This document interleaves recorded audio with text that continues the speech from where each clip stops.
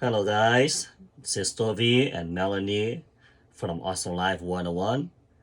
We're here with part two from Unlock Your Potential, book wrote by Jeff Lerner, which is a founder and CEO of Enter Institute. If I may, Mhm. it is part two of our book review series, but we're going to talk about part one of Unlock Your Potential, which is chapters 1, 2, and 3. So, Toby, what'd you get? You want to talk first about chapter 1, where he talks about his journey as an entrepreneur? To see, him, write about his entrepreneur, journey, is very interesting and it's scary at the time, right? To see him, listing, how many business he start and fail, start and fail, start and fail, and just to see how much failure he did to become where he are today.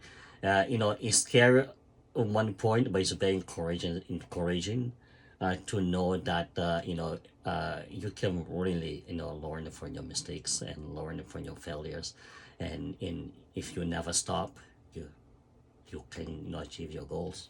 I think that that's true. And I think it's important for anyone who's thinking about becoming an entrepreneur because there's all the statistics out there. I'm sorry I didn't look it up, but like some huge percent of businesses fail within their first 2 years, right? And we've had probably 4 failed businesses so far. Yeah. Depends on what you consider failed versus like decided this wasn't the right direction to be going in. So we stopped and started doing something different. Yeah.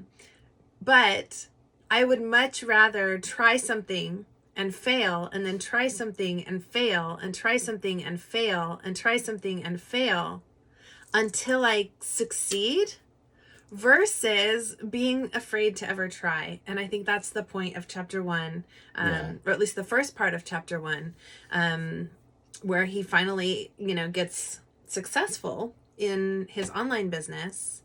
And then he talks about doing this $1 million challenge and, starting something completely new, and doing social media, and taking it to $1 million business. Yeah. And it's inspiring. It's exciting. Like once you learn the secret to being successful, then it seems easy to replicate. It's all about mindset, all right? You gotta change your mindset to literally achieve whatever you want to achieve in life. You gotta change that first. So chapter 2, he talks about how becoming wealthy is easier than ever.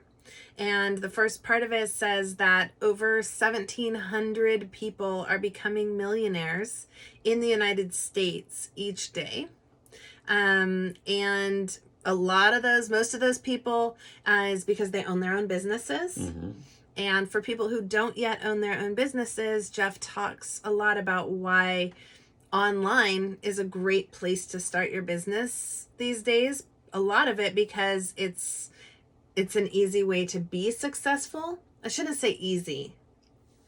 It's not easy because it's a hard work. It's hard work. Yeah, and he does say like a lot of blood, sweat, and tears goes into it. So maybe not easy.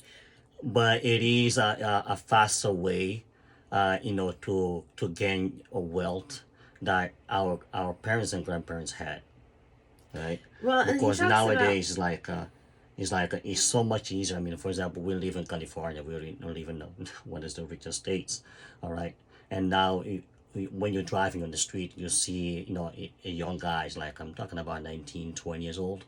They are the one driving the best cars on the road, and they are to have a better car and better house, better life than their parents had. Now work all their life for corporations. So that's one of the things that we've been talking about, right? And the cost of getting started is really low versus, for example, real estate, which is something that we had tried.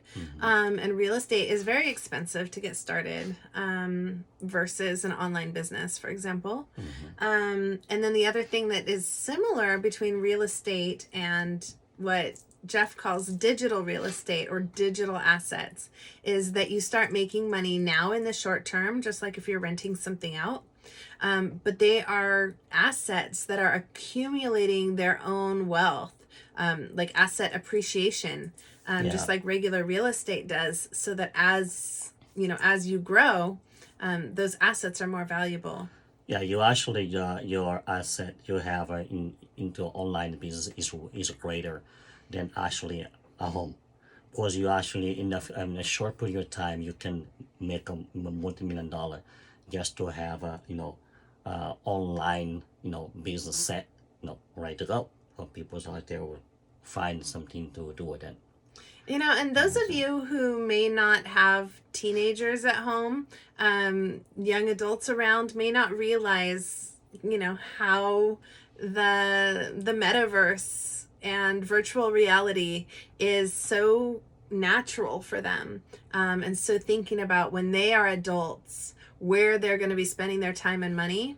And it makes sense that the new economy is so digital, and I think about even 10 or 20 years ago how online shopping was versus how it is today, and just how the acceleration of everything becoming online and digital is happening so fast. And so I'm sorry that we missed the first wave of it 20 years ago, but I'm glad that we are where we are now to be having our online business.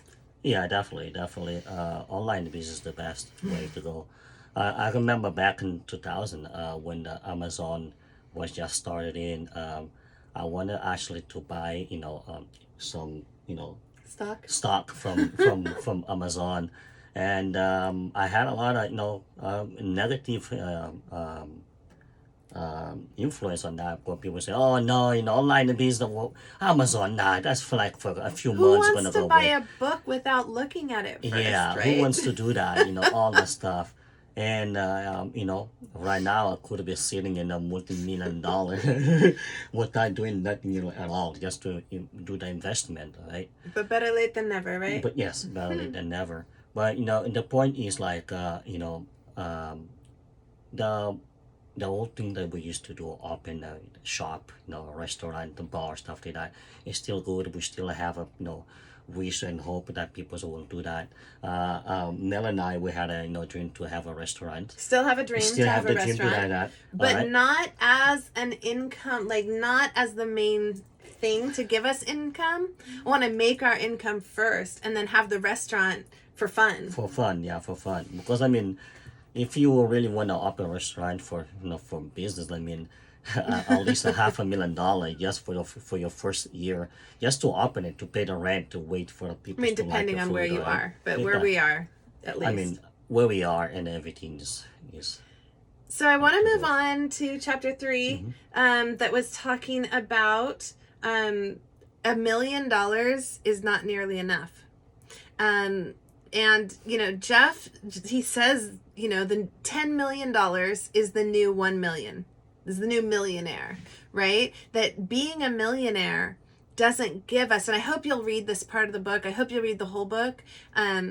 But to try and encapsulate it, that the idea of being a millionaire is the idea of financial freedom and being able to make the choices that you want to make and not be in a hard financial situation. And that, nowadays, $10 million is a more realistic amount of net worth that it would take to feel that way. Yeah. And he said he's gotten a lot of hate and feedback, negative feedback on that. But I'll say I found it refreshing because as the daughter of a financial planner, I've had the same perspective for a long time. So I think $10 million, even a $5 million would be more comfortable. But $1 million net worth is not enough to retire on. Every once in a while, I see those Facebook memes. I was like, well, if you invest this much when you're 18, you'll have $1 million when you retire. And I'm like, okay, if an 18-year-old now retires in 60 or 70 years, $1 million really not going to be enough because of inflation. Yeah. Right? Yeah. So I'm excited to read the rest of the book and find out more what he's going to talk about and share it with you guys. Let us know what you think. All right, guys. See you later for part 3.